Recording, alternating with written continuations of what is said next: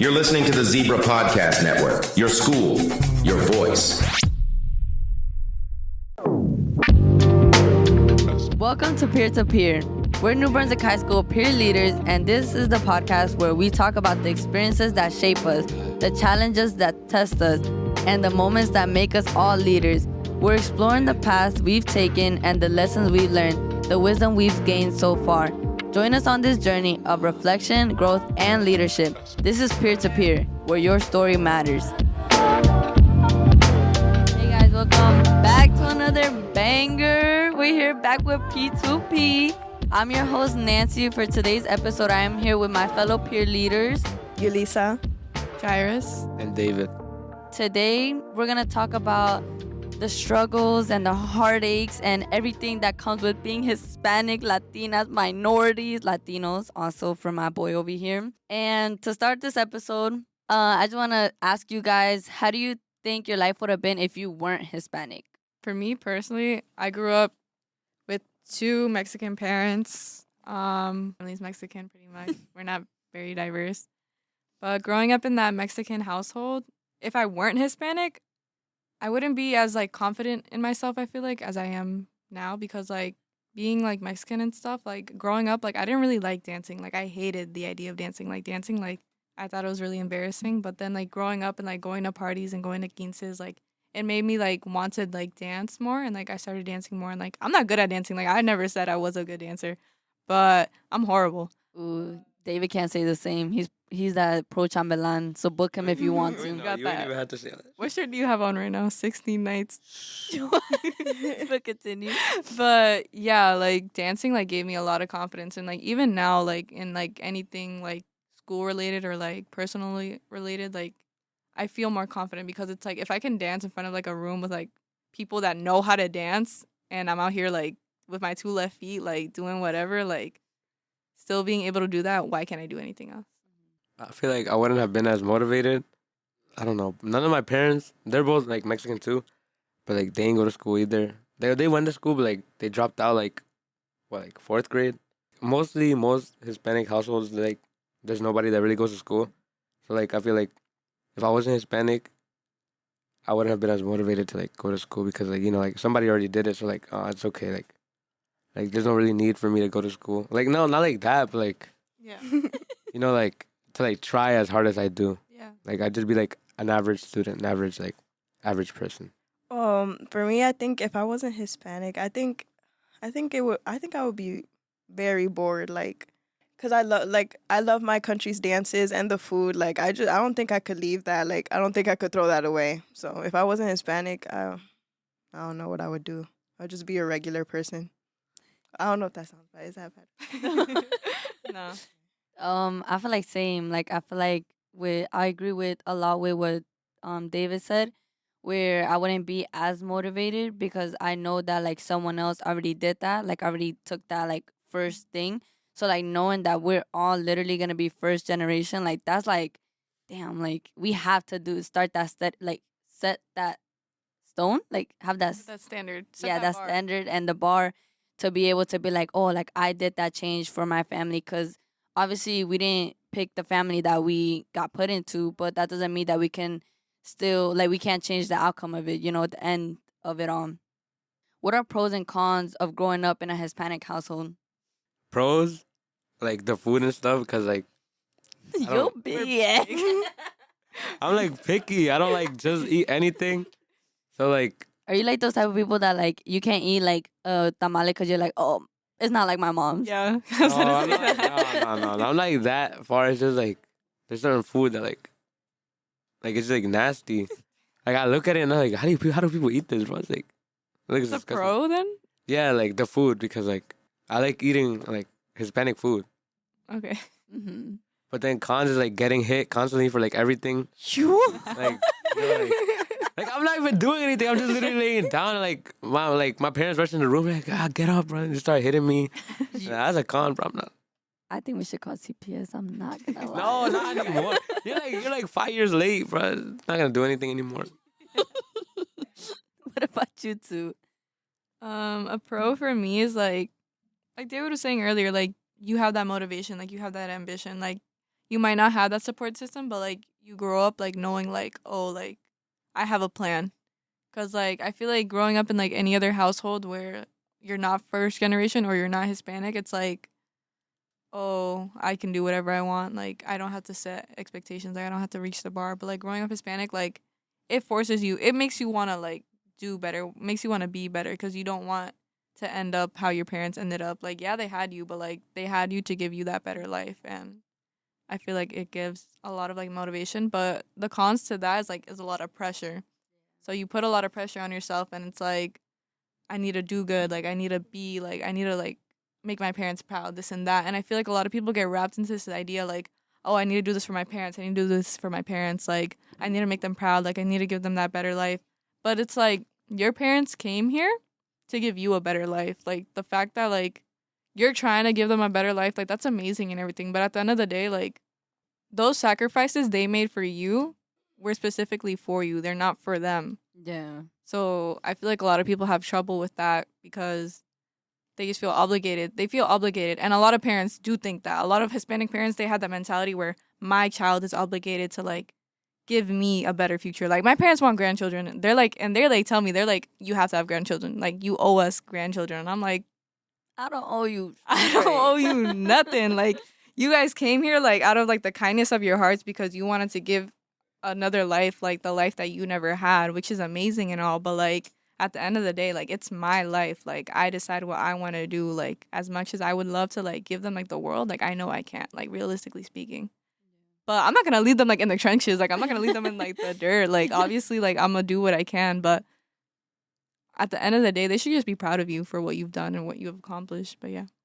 So for me, I think one of the pros of being Hispanic is, I would say, like, the like, remedies. Like, when you get sick, you know, like, those weird, like, random things that make you feel better. Like, have you, like, I think, one of them, I don't know if it was, like, putting something in your socks. I think, Potatoes? yeah. It's just, like, it's random things, but they work. They work. And it's, like, that's something I would pass on. Like, when I have my own kids, like, I'm gonna keep that going. Like, putting Bapudu everywhere, like, it works.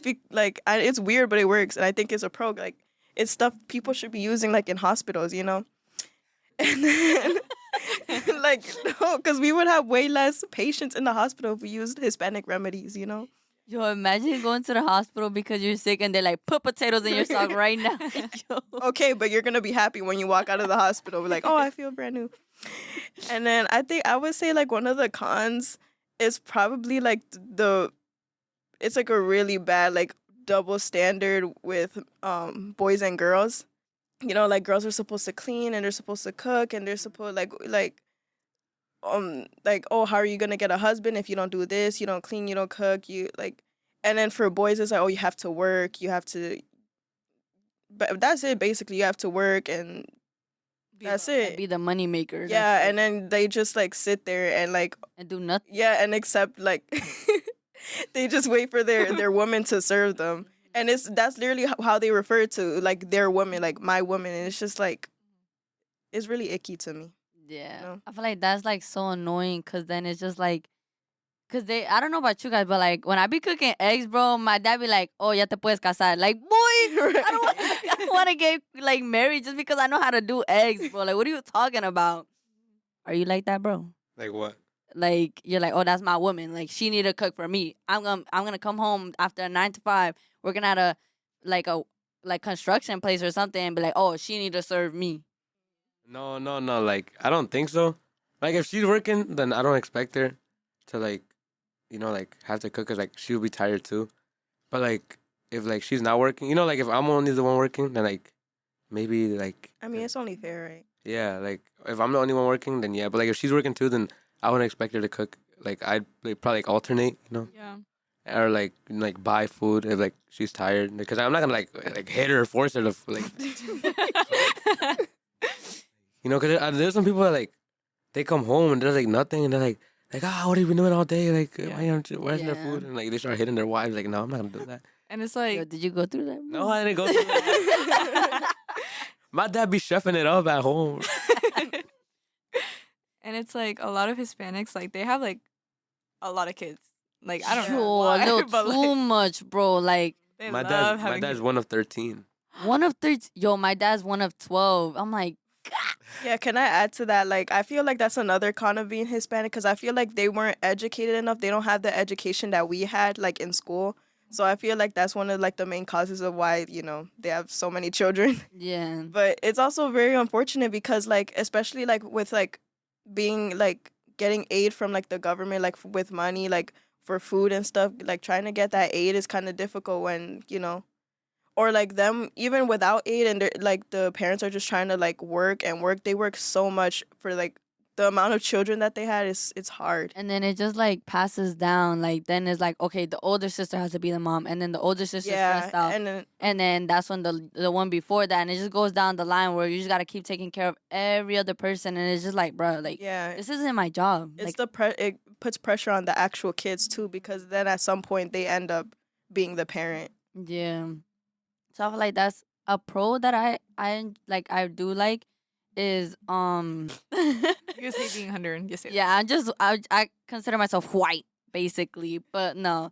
I don't know. I feel like a pro is just it's like I guess yeah, like the motivation, like especially having like a younger sister where it's like I know cuz like I have an older sister but like she doesn't have the mentality that like I have now where it's just like bro, like this is it. Like you can't like you only have one shot of going through high school, one shot of choosing to go to college and everything because if you do take a gap year like it's not the same, you don't have that same drive and the motivation like getting out of high school, because then you're just like, oh, like I could go another year without like just working like in the like workplace and stuff like that, and then like go back whenever I want to. But then a year turns into 3 years, 3 years into 5, and then it's just like at that point don't go back.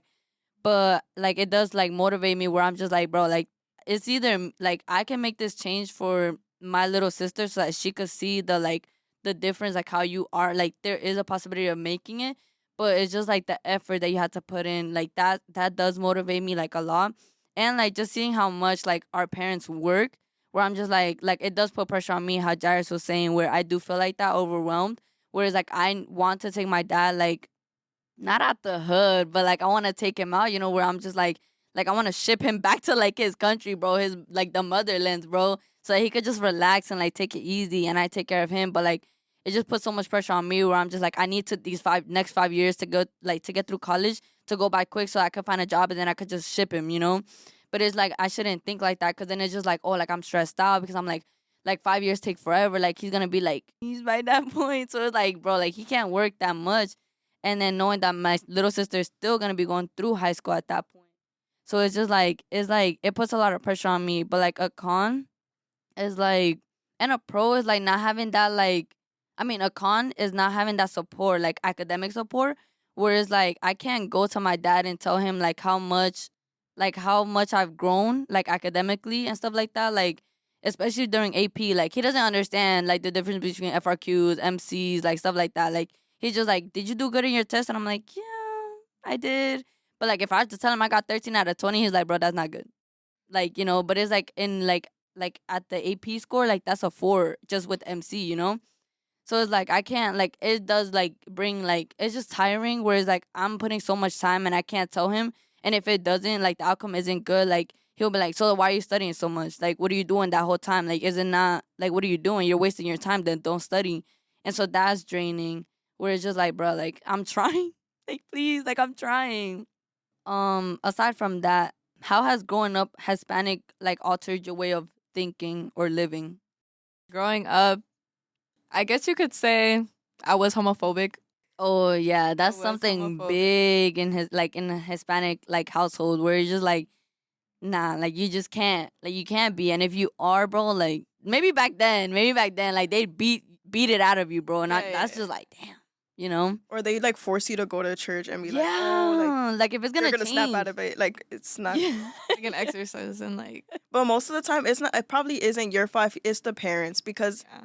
like, I feel like in general, like kids, like they learn from their parents. Yeah. Everything their parents do, they're gonna do it too. Yeah, so like when you're in a household, like if you're like machista, like where you're just like you just have that ego of like guys are like big, strong, like they could like hit their woman if they want to, like then that passes on to the kids, and then the little kids like turns into like boys turn into bullies, And like if a boy is like, oh, like secretly like likes to play with, like, you know, like have fun more with guys than girls, and then they end up being like, you know, like homosexual and everything, then that kid turns in, like, starts bullying that kid for being that way, you know, and that's not right. But like it all starts in the household, honestly.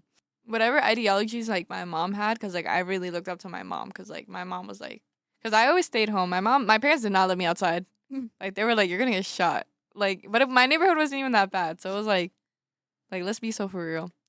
No, I was always like with my mom no matter what, and she always just like, I'd always just hear her like on the phone or like talking to whoever, like my parents or whatever, and they would like say certain stuff, and like I just believe it because that's all you know, because you're only a kid, like you believe like whatever your parents say, like. Yeah. And they're also very religious too, so like we'd go to church and like I wouldn't pay attention in church, but like every now and then like I'd zone out, but then I'd hear something and I'm like, oh, I'm like that's not like. But then I'm like, okay, because like everyone in the church is just like nodding, like agreeing, like they're like yeah, so I'm like yeah, like I guess. But then like as you get older, like I think the internet, because like I grew up like, because at 4 years old, we had like a family computer, I guess. But it was like really, really stingy, and it was like really, really like, like I don't know where they found the computer. But I learned how to use it, and like eventually, like low-key, that's what taught me how to spell and like rate. Like I spelled Barbie, like I remember Barbs. I'd always say Nicki Minaj. I didn't know how to spell Barbie. It was a barb since 4 years old, yo. Literally, bro. But no. So like I always had the computer, so like I was always like on YouTube and stuff. I was an iPad kid. Like I was like a diehard like iPad kid, bro. Would Like, you guys do it like have your kids do that? Like Absolutely not. Coco Melon all the way. Coco Melon all the way. Nah, Miss Rachel. Miss Rachel. I would not introduce them to technology until like first grade. Yeah. First grade. I feel like first grade is a good age, but younger than that. But even then, it will be like highly restricted. Yeah. Like Mm-hmm. not during eating time. Like none of like, cause yo, the kids now they better be stems, bro, or like something, bro. If they're Right. that addicted to the like That's what technology, we're doing, because that's the generation that's gonna be taking care of us when we're old. Like, Yeah, no, literally. like those are our future doctors. yo, they're gonna be on that. They're gonna be on TikTok searching up like a tutorial, like About to like do a like transplant. Yo, that's so bad. Oh my gosh. Oh yeah. I grew up with my parents' ideologies, but like eventually, like as I got older, like, and like as I got older and like I started like looking in the internet more, like watching videos, I started watching the news. I don't know why. I used to love watching What Would You Do? And like that like really opened my eyes. I was like, damn, what would I do? Like like and With John Quinones? yeah. I love that show, bro. I love that show. I remember one time, that's how I found out about what Black Lives Matter was, because I remember one time they had a What Would You Do? It was like this guy like outside like a white supermarket, and like he was holding like an All Lives Matter sign. Mm-hmm. And like I was like, what the is All Lives Matter? I was like, yeah, All Lives Matter. Because I was like a kid. I was like, no, duh, All Lives Matter. Like, but then like as you get older, like you're like, oh, that's not what that means. Like, you get to like really get an idea of like what society actually is. And it's like growing up in New Brunswick, it's also like you're only like contained to like what they tell you. And like majority of New Brunswick is Hispanic, so you only get like those ideas. Yeah. Like whenever you go outside New Brunswick, like let's say you go to like North Brunswick or something, you're talking to people, you say like one thing and they're just like, what did you just say? Like, Yeah. and you're just like, it's like in the sense that like that's not pretty much, but that. And then eventually like I grew up like very like liberal, I guess, because I was like, oh, you can't say that, you're not supposed to say that, you're supposed to say that, da, da, da, da, da, da, da. But then eventually being in New Brunswick, you see other people like saying all the things like you don't believe in, and it's just like, but then now I'm at that stage where I'm like, I see both sides, or like where I'm like, oh, people like disagree with you, and like by forcing your ideas and opinions onto like other people, it just makes you a hypocrite. So for me, I would say that like, especially like me, like growing up Afro-Latina, I feel like one thing is kind of like opened up to me. Well, I wouldn't say like us, but like the older generation of Hispanics, it kind of like made me think like how they're literally racist. Like the old generation of Hispanics are very racist. And honestly, sometimes it's to their own selves. They're very colors to their own selves and other Hispanics, especially well, I'm not Dominican. I do get that a lot that I'm Dominican just because, like, of my hair and my skin. Like, have you ever hear, like, those, like, like, a Dominican, and they'll be, like, super dark skin, and then you'll tell them, oh, like, you're black, right? Because they are, like, look at you, like, you're black. And then they'll be like, oh, me no black, me Dominican. Like, that's, right? That's literally an example. They're literally racist to their own selves. Like, and it's just, I feel like the Hispanic community, like, they're not really educated on the difference between race and ethnicity. And also, especially like white passing Latinos, I feel like they don't like acknowledge how much privilege they have. They have way more privilege than like brown skin Latinos and black Latinos. Yeah. So that's one thing is really altered my thinking. Like, wait, like Hispanics are low key kind of racist. Like, Okay, so for me, like the way I saw my dad, like he would never cry, he would never nothing. He was always like so manly, like he wouldn't like anything bother him. Like even when like his brother died, no, his sister died, he didn't cry. His parents cried. His parents died. He was just sad, but like he didn't cry at all. And I was like, damn, bro. Like if they died, I'd be in tears. I'd be like rolled up on the bed crying. I was like, I grew up like taught like you couldn't cry and all this, like you couldn't be emotional, and like it changed my way of thinking because like as I grew older, I like realized like sometimes you do need to like just let it out. Sometimes you do like just need to show emotion a little bit. Now it's like, it's okay to like be weak, but just not stay weak forever. I feel like if my dad would have like shown those emotions, I feel like I would have learned to like be emotional when like you need to, and like I would have learned to like control my emotions a little bit more instead of just like, because like I'm like sometimes like really nonchalant, and that's because like that's what my dad taught me to do. Like if something's not okay, then I just like, they're like whatever, it's like okay. But like I feel like if he would have like shown a little bit more emotion, I feel like I would have been able to handle situations better. I feel like that should change too, because like some kids gotta like be taught that it's okay to like show some emotion instead of like trying to act tough and all this, because like it's not okay. I feel like growing up Hispanic has also like really altered my like way of living, because like it's just like the whole religion thing. Like if you're Mexican, like, oh, you're 100% Catholic, like no matter what. And then if you're not Catholic, then you're Christian. But like even then, like it's just like people just have like this stereotype on like Christians too, where they're like, oh, you're homophobic, oh, you're hypocrite, oh, you're this, you know. And it has altered my way of like living, because it's just like, damn, like I just have to live with that, you know. Like people, like if I tell someone, oh, I'm Christian, like they're gonna be like, oh, like I can't be myself around you, you know. And it's like I really like, I would obviously like show my kids like the religion, like, you know, Christianism and Christianity.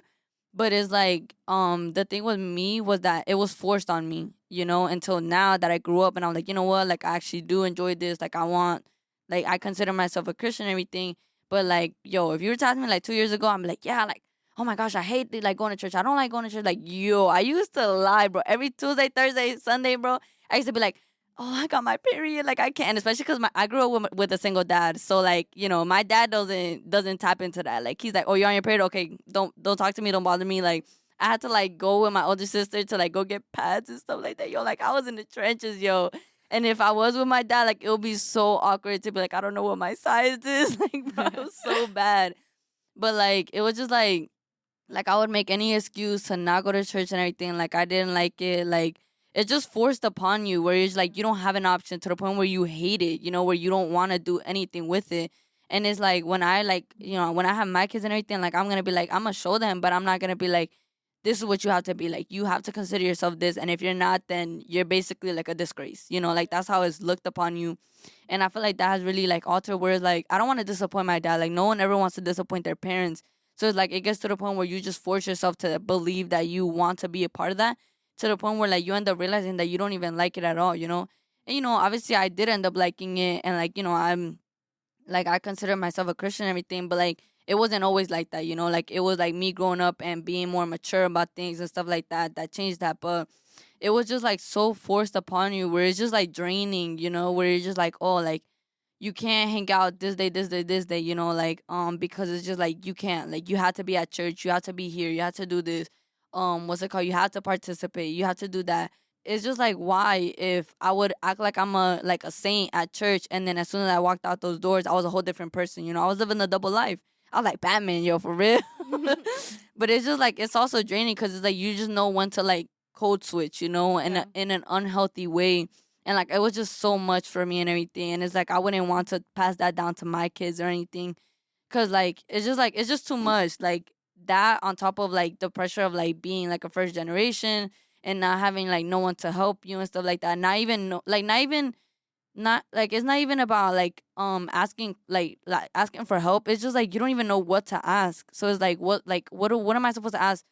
When I applied to Rutgers, I don't even know, Oh my God. I literally applied to Rutgers, bro, thinking that it was just Rutgers.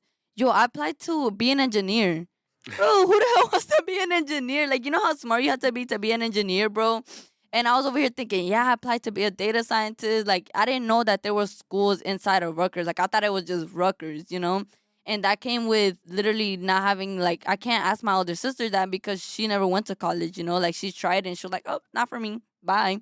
So it's just like, I'm just like, I just have to figure it out myself. Like, and when I was going through the whole application, like, I was like, yeah, like, this is easy. Like, I know what I'm doing and everything. But in reality, I didn't. So then when I, like, found out that I didn't get accepted for that, because I'm still pending on the other one. But when I found out that I get accepted, I'm like, wait, I didn't even know I applied for engineering. Like, what the heck? So it's just like obviously now, like, I would help, like, others and everything to, like, inform them. Because, like, it's also embarrassing to ask questions like that, where you're just like I sit here and I take full, like, responsibility, yeah, of, like, saying, like, yeah, I didn't know that there were schools inside of Rutgers. But, like, some kids are generally, like, they're like, no, that's like borderline dumb. Like, you can't, like, if you didn't even know that, bro, how are you gonna go to college, But it's just like, even then, like, it's just like tiring where you're just like, oh, like, I don't want to always feel dumb, Like, I want to feel like I know what I'm doing. So then you act like you know what you're doing, and in reality, you have no clue, And I feel like a lot of juniors do that because, and a lot of seniors sometimes too, where it's like embarrassing to be like, I didn't get accepted to these colleges like my friend did, And I feel like you should just, like, you shouldn't even care about what people think or say anymore. Because, like, at the end of the day, it's you against everybody. Like, it's you, at some point, it's you against you, So it's like, you shouldn't, like, really, like, take it to heart what other people say. Because in reality, they're just, like, showing their own insecurities, Like, especially, when I was in Algebra 2, bro, I would ask questions that I know damn well people also had to, bro. But they were too embarrassed to ask. And, like, I asked it because, like, I need to, like, at the end of the day, I'm the one that's learning, Like, I'm the one that's gaining the knowledge, not them. So, like, I had to take it, like, I had to do it all myself. And it's just, like, tiring sometimes, too, where I'm just like, bro, I need a break. No, but, yeah. So then people turn into other things, Like, they turn to, like, drugs and, like, alcohol and stuff like that. Like, they think that alcohol is cool, like, at the 15 parties, bro. Like, oh, like, me? Why you looking at me for that? like, they be like, oh, that's my aunt, bro. Let me, like, can you, like, ask for, like, a Corona real quick? Like, no. Like, what are you doing? This is the end of this episode. Obviously, I hope you guys gain something. If you guys are Hispanic or not, I know that you guys still have your struggles, like, yourselves and everything. And I just hope that you guys, like, talk to somebody about it, Don't take it all in for yourself. Like, especially if you're a guy, like, don't act like everything's fine. Like, you can just, like, do it all yourself, because that's not how it's supposed to be. You shouldn't just think that, like, I have to do this myself. And if I don't do it myself, like, if I seek help, then I'm dumb, And it shouldn't be like that. And we motivate you guys to obviously, like, look out for yourselves at the end of the day. Sometimes you do have to be selfish and do things that you feel uncomfortable. But it's those, like, moments and events where it alters who you are at the end of the day, like, in the long run, So I hope you guys did enjoy this podcast. I hope you guys tune in next week. If you guys have any recommendations, DM the NBHS peer leaders to see if any topics that you guys would like us to tap into. And I just hope you guys have a blessed day. Bye. Bye. Bye.